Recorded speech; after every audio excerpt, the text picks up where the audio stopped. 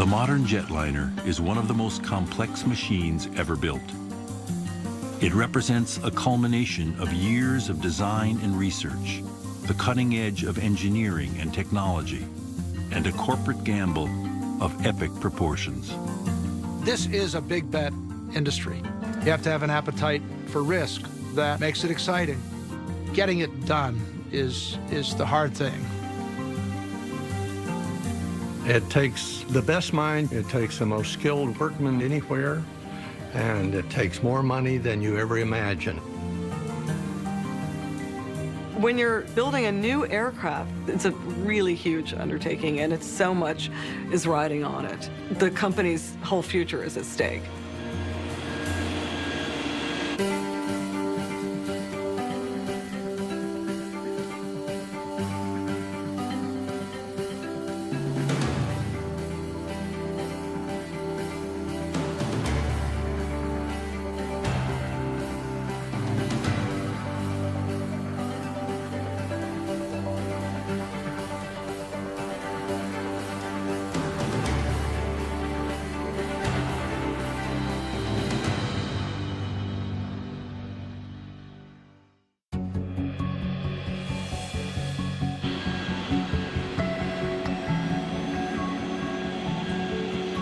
A new plane is both an extraordinarily exciting event and a really frightening event. It's big. Today's dollars, brand new airplane, the number could be 20, 25 billion dollars, billion with a B. We make huge bets on commercial airplanes where you have to invest a significant amount of money up front before recovering a dime. You have to make sure you have the right product and that you have customers that are going to pay for it. You know, all of that takes place before you sell an airplane. And so the thing that you have to do and be to be successful in that business is to be right. Determining how and when to launch a new airplane and which new technologies to include is one of the great challenges of the aerospace business. Mistakes, like building the wrong plane or no new plane at all, can doom a company. Most of the legendary names in aviation are no longer in the business of making commercial aircraft. Companies like de Havilland, Fokker, Douglas, and Lockheed. And that tells you something about the sort of Darwinian progress of this aerospace business. If you made the wrong bet, as some of those companies did, you spent billions of dollars on the wrong airplane, you go out of business. Today, the enterprise of developing and building these incredibly complex and expensive machines is dominated by just two companies, Boeing and Airbus.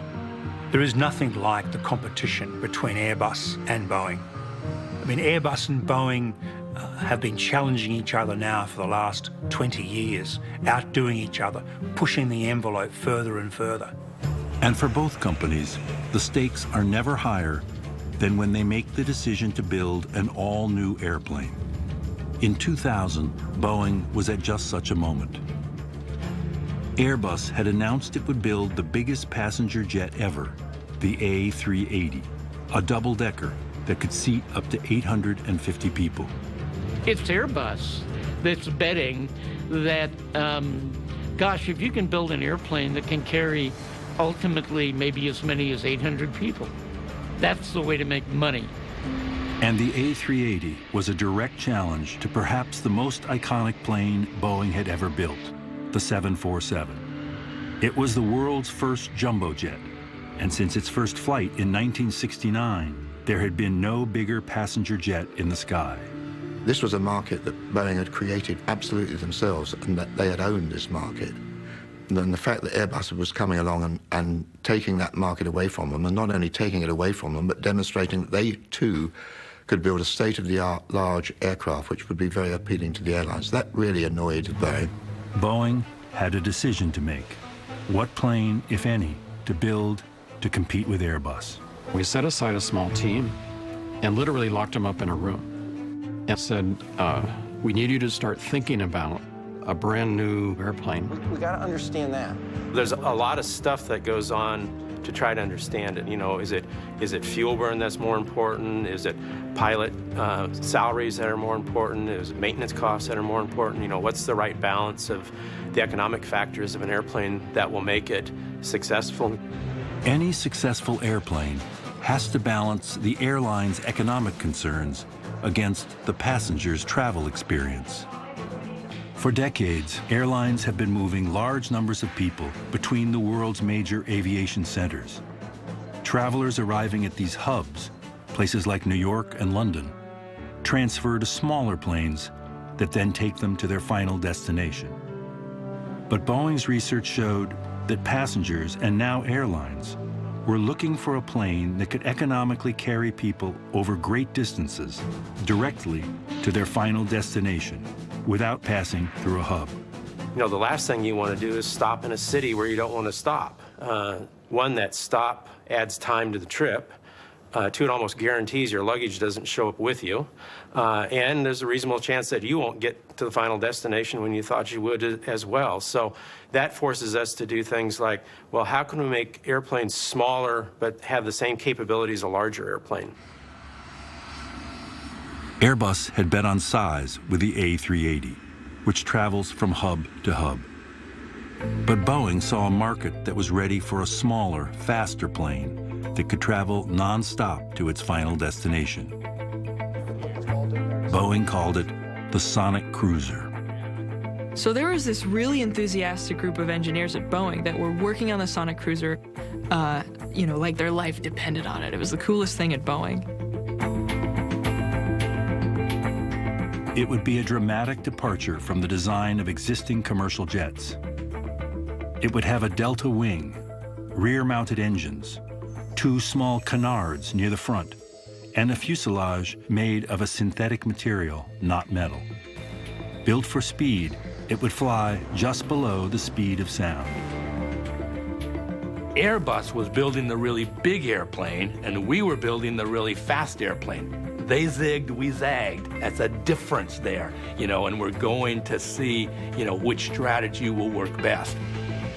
The shape of the Sonic Cruiser was like virtually nothing that had been seen before. It was a thing of beauty. It just caught everybody's imagination. And what the airlines were looking at were two things. One is the 20% faster gave the passenger what they wanted, right? You get someplace quicker. The other thing was the airplane flies 20% faster. In theory, you should need 20% less of them. But speed comes at a price. Boeing's previous attempt in the 1960s to make speed a priority was its supersonic transport, or SST. Few planes have ever generated more excitement in the aviation world. The revolutionary design, the most amazing aeroplane, swing wing, 4 huge engines, 300 passengers, 2.5 times the speed of sound. But the supersonic transport never went beyond a full-scale mock-up. The problem is that once you nudge the speed up to that level, it becomes a gas guzzler. There's nothing you can do about it. And one consistent concern of every airline is the cost of fuel. Fuel efficiency has assumed ever more importance over the last 40 years. It's not just the fact that fuel cost is higher, but it's the fact that it's so variable that constitutes a huge risk to the airlines. You just can't foresee exactly what's going to happen. There are so-called black swan events all the time. This just in, you were looking at World Trade Center, and we have unconfirmed reports this morning that a plane carried at altitude over New York City, and it appeared to crest directly in the middle of one of the World Trade Center towers.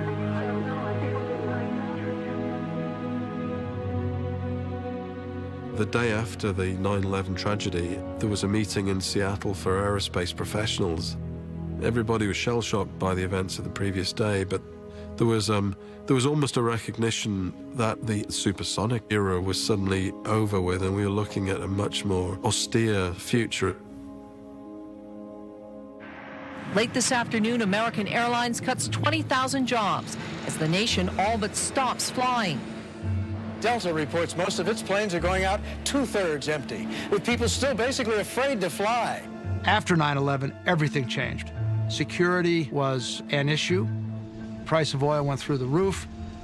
Our customers told us they wanted an airplane that went long range, burned much less fuel, and for all of that, they'd be willing to sacrifice all the performance we had, the speed, and some of the other things. Essentially, the airline said, oh, rats. I love the idea of going faster. We'll take the one that burns less fuel, operates more economically, because their customer is price sensitive. So, although it was a sad kind of acknowledgement, really, of the realities of life, Boeing got on with it. You know, hey, the market's spoken. We know what they want. Let's go and do it. Boeing would not bet on speed or size. They saw a market for a super-efficient, mid-sized passenger jet.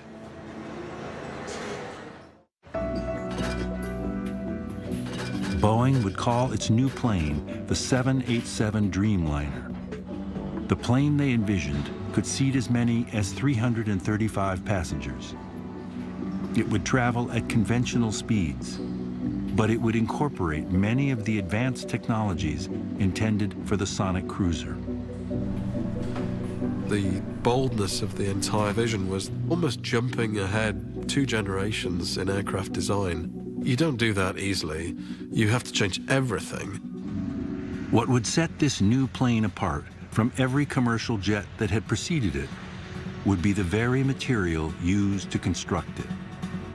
It would be a transformation that mirrored another radical change in aviation almost 70 years earlier. In 1933, Boeing debuted the all-metal Model 247, the world's first modern airliner. The wood and canvas that most planes had been made of since the first days of aviation became a thing of the past. Boeing's 787 Dreamliner would not be made out of metal, but out of fiber-reinforced plastic. It is an advanced variation of composite, the kind of material commonly used in small consumer products, such as tennis rackets and bike helmets. It's made of lightweight carbon fibers, fabricated into thin layers and infused with a glue. The combination is much stronger than either ingredient on its own, 10 times stronger than its weight in steel. It's the biggest change ever in the history of commercial aviation, by far. But before the designers and engineers in Seattle could begin the multi-year effort to build such a revolutionary aircraft, the Boeing company had to figure out how to pay for it. The cost of research and development to design and build the 787 was initially estimated to be in excess of $10 billion, an investment Boeing would have to make or forfeit its leadership position in commercial aviation to Airbus. Boeing's decision was to seek strategic partners in an effort to cut its research and development costs by as much as 40%. If one company is responsible for doing all the engineering and doing all of that testing and all of that work, it's a huge bill to pay. But if you can spread out that cost to multiple suppliers who share in the risk, you could do it cheaper, and maybe you could even do it better than one company doing it by itself. What was new with the 787 was outsourcing not just production, but R&D, the actual expense of creating a new plane. Basically say, this is an idea of what we're looking for that needs to fit in here, go design it for us. So in the past, we would have footed the entire engineering bill, but we decided that we wanted our supply chain to pay for some of the engineering so that we didn't have as big a bill. Companies around the world were chosen to engineer and manufacture large sections, including the nose from Spirit in Wichita, Kansas, center fuselages from Alenia in Italy, forward fuselages and wings from Mitsubishi and Kawasaki in Japan. These partners would take on the responsibility and expense of designing the sections and creating new tools, facilities, and production processes. The most ambitious innovation Boeing and its partners introduced was the process of spooling long strips of carbon fiber onto what are essentially enormous robotic tape dispensers that lay the material down in precise, complex patterns. It takes the shape of specific parts, like a wing or a fuselage, and then the huge sections are transferred into a massive sealed chamber called an autoclave, where they are hardened under heat and pressure. If you think about a fuselage barrel in a plane like a 787, there's as many as 9 people sitting across in a row. So it's a pretty wide object. Imagine that I have to cure it under heat and pressure. It's like, how would I describe that? Imagine putting an airplane in an oven. Out of these giant autoclaves come pre-built sections of the plane that once would have required hundreds of aluminum sheets, tens of thousands of rivets, and countless man-hours to assemble. If you look at the way we built the 707 back in the 50s, and you look at the way we build the 787, it is amazingly different. It is off the charts different.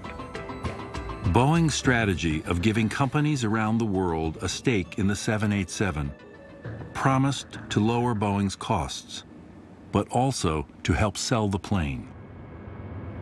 Countries desperately want to grow economic opportunity. The developing world, which is going to see most of the growth in aviation going forward, wants opportunity. They want to participate in the economic growth that aviation and aerospace enable. One of the things they're asking for is, we're going to spend all these US dollars on your aeroplane. We want some work for our people. The strategy worked. Japan was the first foreign country to build the wing of a Boeing plane, and the first to place orders for a Dreamliner. In April 2004, the Japanese airline All Nippon Airways, ANA, committed to buy 50. I was on the sales side when we came out with the 787, and the promise of the 787 was pretty darn phenomenal. So it was exciting to be in the marketplace selling the airplane because everybody wanted it. The combination of global partnerships and a deep understanding of what airlines wanted appeared to be working. It's clear they made a fantastic assessment of the market before the plane had ever been built. And that's because they spent several years talking to their customers, asking them, what's important to you? And then shelving the ideas they had beforehand that didn't fit that description, and finally deciding, this is the plane that has a market, and this is what we'll build. Airlines were promised the new planes would be ready beginning in 2008, but Boeing was selling a design and not a finished airliner.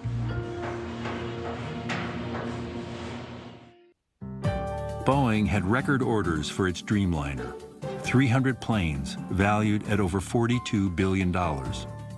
But it had fewer than 3 years to deliver an actual plane, and many questions remained, including how the enormous parts from all over the world would come together. For years, Boeing has had whole sections of its 737 built in Kansas and sent by train to the main assembly facility in Washington State. But parts of the 787 were coming across oceans and from 4 different continents. There's actually a guy that I worked with who said, well, we're either going to ship that over in giant ships and we're going to have to build a harbor right next to the factory and get it somehow into there, or we could just fly it in. We've got a 747, why not rework the 747 so that it can fly other airplanes inside of it, which is the most incredible and ostentatious idea. 4 of these customized 747s, called Dreamlifters, with their enlarged bodies and swing tail, circle the globe, picking up the tails, fuselage sections, nose sections, and wings, delivering these parts to assembly facilities in the United States, one in Everett, Washington, and a second built in Charleston, South Carolina. Other large parts, such as engines and landing gear, arrive by land and sea. The parts come together already pre-stuffed with all of the systems and the wiring, and with these sections arriving, you think, boy, that's astonishing. There's so much in there. You've got 3, maybe 4 million parts coming from countries across the globe. Boeing's vision was they were going to be the assembler, the system integrator, pulling in parts from this global network of suppliers, and that Boeing would be able to, quote, snap together a 787 in 3 days. This was without doubt the biggest challenge any aerospace manufacturer has ever undertaken. Boeing had good reason to believe it could succeed. During World War II, airplane parts from all over the country were assembled under extreme deadline pressure into the most complex machine that had ever been built, the B-29 bomber. And during the Cold War, Boeing coordinated the work of Project Apollo's many contractors who were building the rocket and spacecraft that took the first humans to the moon. And over the last decade, Boeing has managed the assembly of the International Space Station, built by 16 different countries and put together while in orbit around the Earth. Large systems integration is our unique advantage. Not many other companies in the world can take all of these technologies and put it into a system that performs safely and at the performance requirements that had been promised originally and can be replicated at high volumes. That's the hard part. With a supply chain that was truly global, with far more responsibility in the hands of their suppliers than ever before, with untried methods of manufacturing, and a suite of new technologies on board, problems building the 787 were almost inevitable. One in aerospace should only pick on so many different challenges. Today, I think they look back and say, oh my God, I can't believe we did as many different things to this aircraft. Executing a project of such complexity proved to be more than some suppliers could handle. Wrinkles were found in the composite skins from one supplier. Fasteners were incorrectly secured on sections of the tail. There were gaps between units that were supposed to fit tightly together, and some sections arrived at the assembly facility unfinished. We had our partners, and then they had partners who had partners, and the different cultures and the communication was very challenging and added a lot of complexity. Boeing began to realize that they'd bitten off more than they could chew. And it was not just the suppliers who were struggling. Just days before the scheduled first flight of the 787, Boeing discovered a flaw in its own design.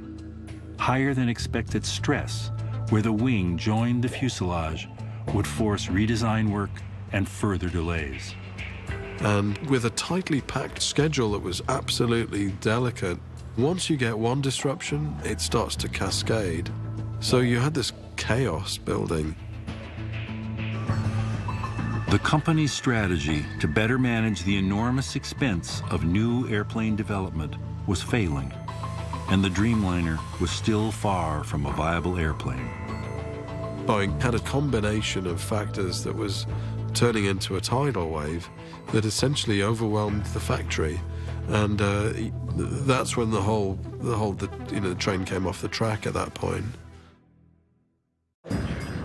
Boeing shares are down a quarter. The third delay of the Boeing 787 pushed back the schedule for the fourth time. By the end of 2007, Boeing was facing delays, penalties, and damage to its reputation. Now Boeing has to tell its 51 customers it won't be ready before the end of next year. Launch airline ANA, for one, is furious. The most painful thing I think I've ever had to do was to go tell them that we were going to be late. To have to do that multiple times was very, very difficult. We are the systems integrator. We have to be the ones responsible for delivery, quality, cost, and we lost control of that. One of the mistakes that Boeing made clearly was that they trusted their supply chain too much. I've talked to Boeing engineers who told me we didn't even realize what we knew. There were things we just took for granted, and then we realized these partners don't actually know that. They don't know how to do it. They don't have the experience. That was true even for longtime Boeing suppliers like Mitsubishi, which was building the wing for the 787. Boeing actually built the first wing in Seattle, and they brought the Japanese in and showed them how to do it and said, okay, go back to Tokyo and build it that way. But making that wing, it's not just building the pieces and putting them together, it's putting the systems into the wing and handling a whole supply chain around that. It was something, even Mitsubishi, a very, very competent manufacturer in its own right, had never actually done that before. So they ran into problems. Of course they ran into problems. Soon the Dreamliner was on a path to being 3 years behind schedule, an unprecedented delay in Boeing's history. And Ray Connor was tasked with leading a team to fix the supply chain problems. The perseverance of that team was phenomenal, and of our supplier team too. We started over.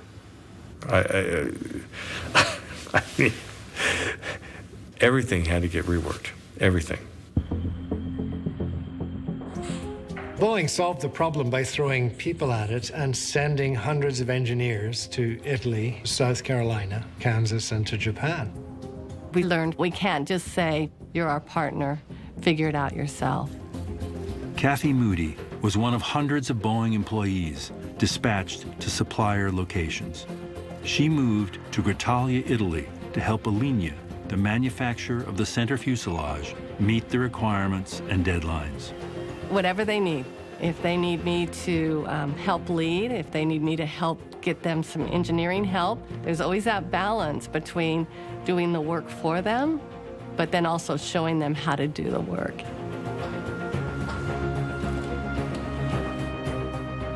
In the case of 2 suppliers in South Carolina, the intervention became permanent. Boeing purchased them for a cost of more than $1 billion. So they ended up having to buy out their suppliers, which weren't doing the work the way they'd expected. And over time, they brought control of the whole process. So I think that they learned a big and expensive lesson. By the end of 2009, it had been almost 3 years since engineers had been deployed around the world to help address the supply chain problems. And 1.5 years since Boeing missed the delivery date it had originally promised its customers. Finally, in December, a finished Dreamliner was ready for its first flight. From the time it started as something on a piece of paper to an actual airplane, the amount of work and effort that took to get there, you know, it's 5-6 years sometimes of people's lives that they've put into that one single thing. You do feel that. I mean, you think it's your airplane, you live, eat, breathe it. Mike Carricker was the test pilot and had been involved in the design of the plane since the very beginning. We had great faith in the airplane. A couple days before, the engine guy, the fuselage guy, the landing gear guy, the brake guy, all these different people got up and said, my part of the airplane is ready to go. And then at the end of the day, the chief project engineer and vice president of division signed the safety of flight letter. I've covered quite a few first flights in my career. The first flight of the 787 was like nothing else I've experienced. It's so exciting! Of course, there was this huge air of expectation. The build-up was excruciating, quite honestly. Main tower, Boeing 001 is ready for departure, runway 34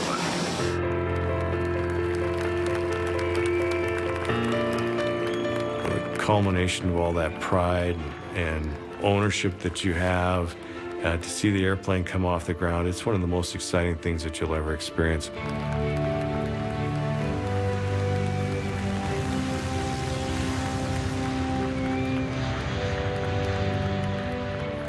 It was a rapturous applause. Everybody was just so relieved to see that airplane get into the sky.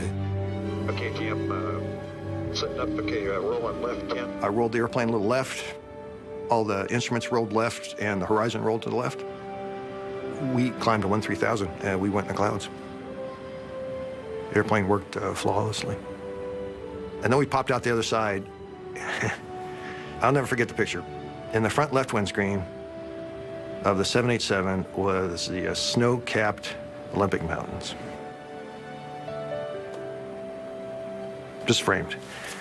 There are 100,000 people in this world right now who would love to be sitting in this seat looking through the snow-capped Olympic Mountains framed in the front left window of a 787. And I got to do it. On September 25, 2011, more than 3 years behind schedule, Boeing delivered its first Dreamliner to All Nippon Airways. Soon, other airlines began taking delivery of the 787s they had ordered years before, and the plane was finally in service. When passengers first walk on board a Dreamliner, we literally want them to say, wow. That was actually written in the design brief. That was a goal that we had. A small group of us proposed that we do some work with the flying public around the world. Does anyone think it's not important? To get at the deep psychological and emotional needs that people have when they're in this condition of inside an airplane. That you can kind of curl up in. Try to sleep. The results of Boeing's research are evident everywhere in the plane's interior design. They did something with the roof of the cabin so it seemed kind of dome-like. You're entering a really pleasant space rather than a tube. The window is probably my favorite because there wasn't an airline in the world that asked us to put big windows in the airplane. That absolutely came from our work with potential passengers. They can control the darkness and lightness with their own fixture. The airlines can cleverly control the lighting in the cabin to influence your circadian rhythm so that you're waking up for breakfast with a sort of glow of a dawn type of light, reaching full daylight levels by the time you land so you feel more awake. Because the fuselage is composite, it doesn't corrode. Therefore, Boeing can increase the humidity from about 3 and 4% up to 10 and 12%, so you don't dry out. And because composite is stronger than aluminum, it can withstand a higher pressurization in the cabin.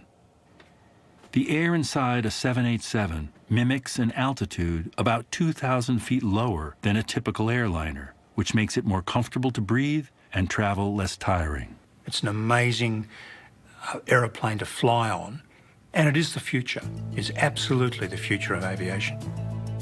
The 787 has made air travel more efficient for airlines and more convenient for passengers. Because it carries fewer people long distances, routes with lower demand can now be non-stop or point-to-point.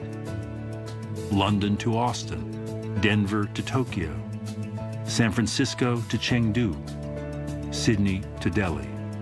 The whole argument of hub and spoke is gone.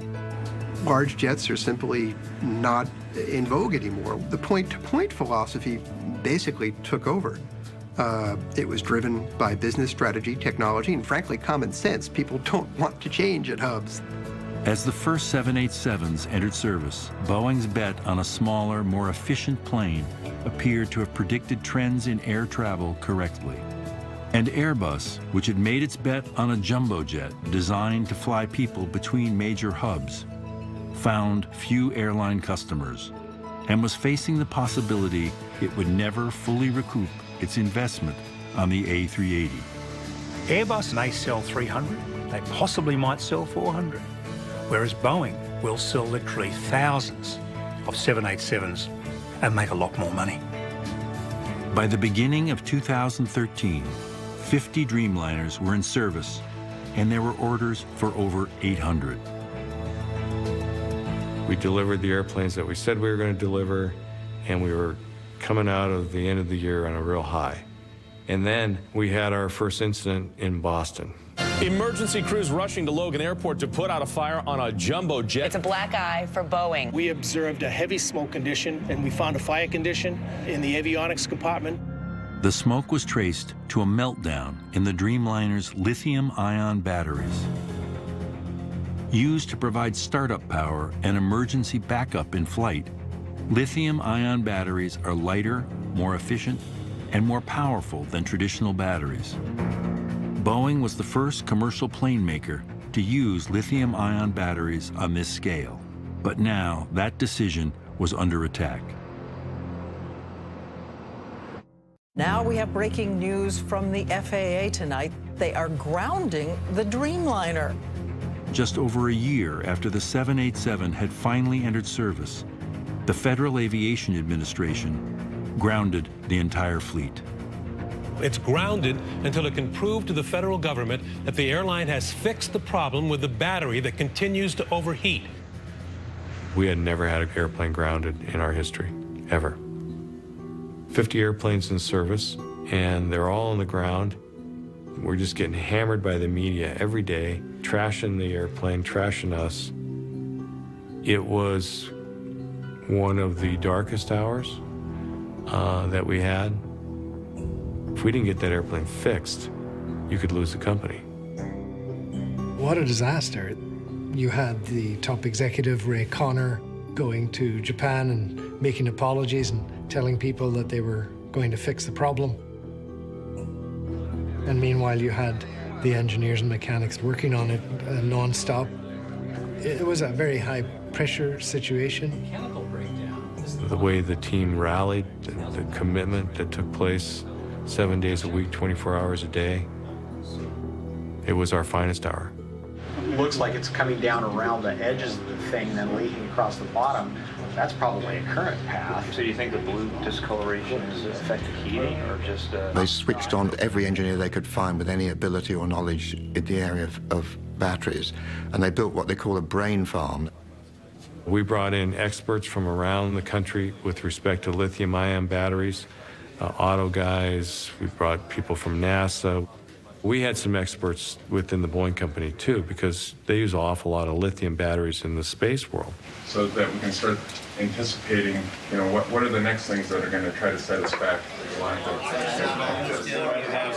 In the end, we had 10,000, I'm just going to guess, 10,000 people around the world working to get the planes back into service. Ultimately, we did about 3 years of work in 3 months.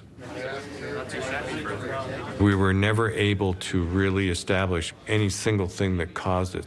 So what we ended up having to do is look at all the potential things that could have caused it and then put a solution in place to address those. The solution included wrapping the battery's 8 cells in insulation, enclosing the block in a stainless steel box, and creating a titanium tube through which smoke could vent out of the airplane in the event of a malfunction. Tests showed that the enclosure could contain an explosion, expanding but not breaking. And then engineers created the worst-case scenario. All cells go off on a fully configured 787, $100 and whatever $million airplane, and we had these 2 batteries that we heated up and then had them vent off, and it worked perfectly. Wind 140 at 4. In April of 2013, Boeing got the news it needed to hear. The government will allow airlines to resume flying their Boeing 787s nearly 4 months after they were grounded. I said we would throw a party, and we threw a party. We threw a heck of a party. The Dreamliner has become the fastest-selling twin-aisle jet in Boeing's history. The company now has orders for well over 1,000. Enough to sustain at least 7 years of production, and more orders are expected. Enthusiasm for the 787 prompted Airbus to launch its own composite twin-aisle plane. The A350 debuted and became an immediate success. Airbus secured nearly 800 orders. including one from a customer that had flown Boeing planes exclusively for decades. Japan Airlines' decision to buy Airbus A350 was a big, big blow to Boeing because, part of the reason for all the outsourcing Boeing did was to keep Boeing's hold on certain customers, and then specifically, they had a virtual monopoly in Japan. They've lost it. And they've lost it in part, I think, because of the problems with the 787, because of the delays. They had somewhat lost a little bit of their faith in us to put all their eggs in our basket, and that was hard. We messed up, and we lost the campaign as a result of it, but we fight very hard. Airbus, they're tough competitors, but I want to beat them. It took longer and it cost more. We reached too far in too many ways, but sometimes these big game changers are more troubling than you map them out to begin with. But looking back on it, we built exactly the right airplane.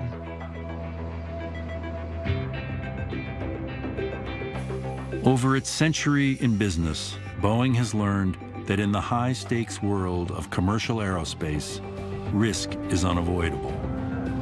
Failures are inevitable. Each success is hard-won.